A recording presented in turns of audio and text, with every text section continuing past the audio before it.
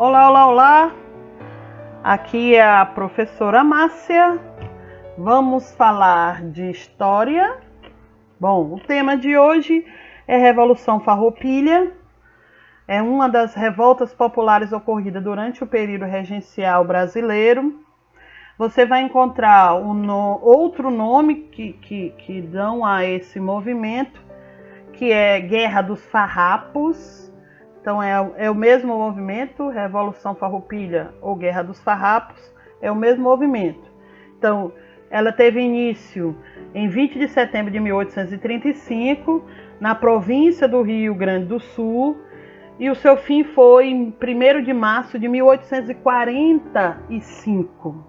Bom, vamos à curiosidade sobre o nome. Ela é chamada de Guerra dos Farrapos, foi um termo pejorativo, né? Referente aos participantes da Revolução Farroupilha que usavam roupas rasgadas e velhas. E aí por isso deram esse nome de Guerra dos Farrapos. Bom, antecedentes e causas do movimento. Primeiro vamos lá. Por volta do século XIX, a estância do Rio Grande do Sul, ela produzia couro e charque, e ela vendia esses produtos dentro da região do Império. A questão é que os proprietários rurais, gaúchos, eles estavam insatisfeitos com o governo brasileiro porque eles tinham que pagar impostos mais altos do que os pagos pelos produtores da Argentina e do Uruguai, que também vendiam o couro e a charque aqui dentro das províncias. E aí o que acontece? Em vez do Estado promover, vamos dizer assim, proteger o comércio interno brasileiro dos produtos estrangeiros, o governo regencial era aumentar os impostos. E isso provocou, dentro da região do Rio Grande do Sul, né, da liderança dos liberais exaltados, né, uma revolta naquela região. E aí o que acontece? Muitas pessoas começaram a querer organizar movimentos contra os regentes. Um dos nomes que estavam nesse processo de liderança, né, contra o regime da regência aqui no Brasil foi Bento Gonçalves. Era muito comum se usarem casas, e a casa de Bento Gonçalves, principalmente pela questão dele ser um nome forte na região do Rio Grande do Sul, principalmente porque ele era um militar que lutou na Guerra da Cisplatina, ele recebeu muito apoio. Só que a ideia que Bento Gonçalves tinha para a Revolução não era mais a questão dos impostos, não era mais o protecionismo dos produtos brasileiros do Rio Grande do Sul. Ele estava querendo algo mais. O objetivo do Bento Gonçalves era outro. O objetivo de Bento Gonçalves era a independência da região do Rio Grande do Sul do resto do Brasil, ou seja, uma criação de um novo país.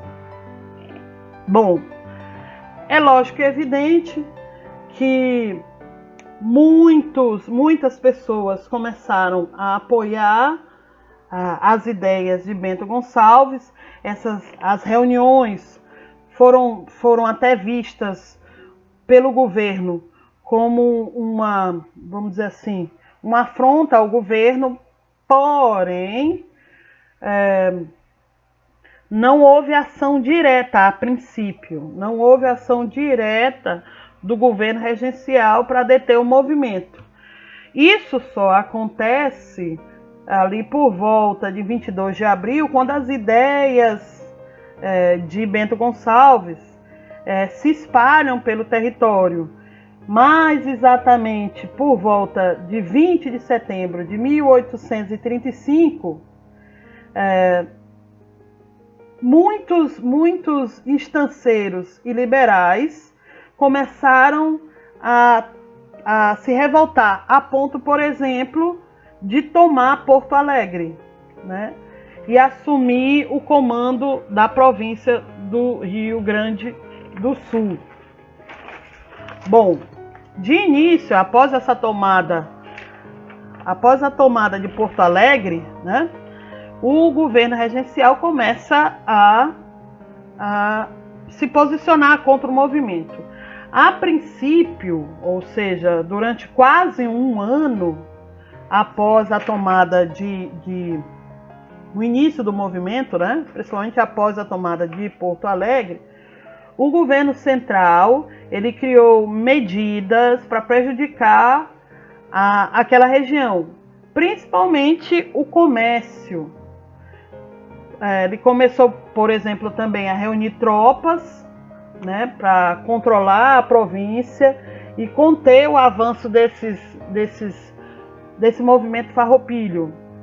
Porém, quanto mais a regência manipulava o comércio, né, controlava o comércio, movimentava as milícias contra os farroupilhas, né, em 11 de setembro de 1836, comandado por Bento Gonçalves, foi proclamado a República Rio-Grandense, né? E conhecida como República de Piraquini. E assim eles consideram a região do Rio Grande do Sul independente do Brasil. Só que em 1837, Bento Gonçalves foge, ou melhor, Bento Gonçalves é preso, né? Depois dele ter proclamado, ele é preso em 1837, mas ele consegue fugir da prisão. Isso foi noticiado, né? Tem até um recorte aí que eu coloquei para vocês. Depois da fuga da prisão de Bento Gonçalves, ele assume a presidência efetiva do movimento, efetiva do novo país. Em 1839,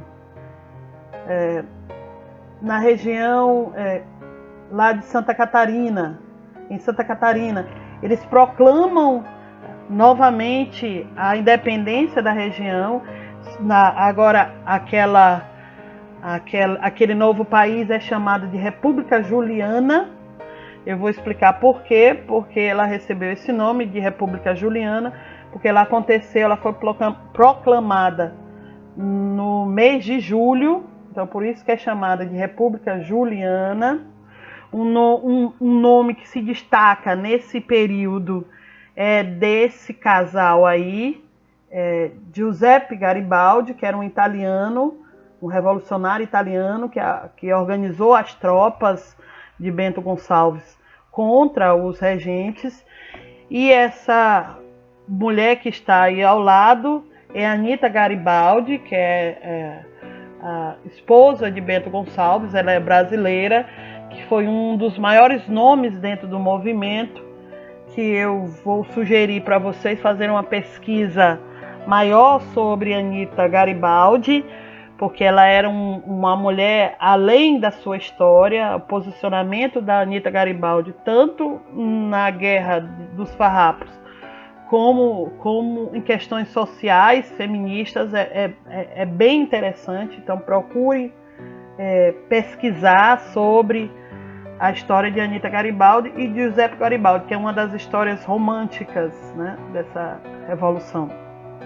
Bom, depois dessa proclamação da República Juliana, o governo, é lógico, viu que mais cedo ou mais tarde a região que dava lucro à regência iria se manter independente, ou seja, eles iam perder uma região riquíssima para eles. Então os regentes organizaram em 1842, né, nomeou Duque de Caxias para comandar uma ação que finalizaria com a revolta. Só que essa finalização ela aconteceu depois de guerras, mas ela só teve mesmo seu último ato com a assinatura de um acordo entre o Império e os rebeldes. Esse acordo, né, Caxias realizou o acordo com vários rebeldes, principalmente uma questão de anistia. Essa anistia por exemplo, eu não sei se vocês notaram, deixa eu voltar bem aqui a imagem, esse central. Muitos negros escravos lutaram dentro do movimento.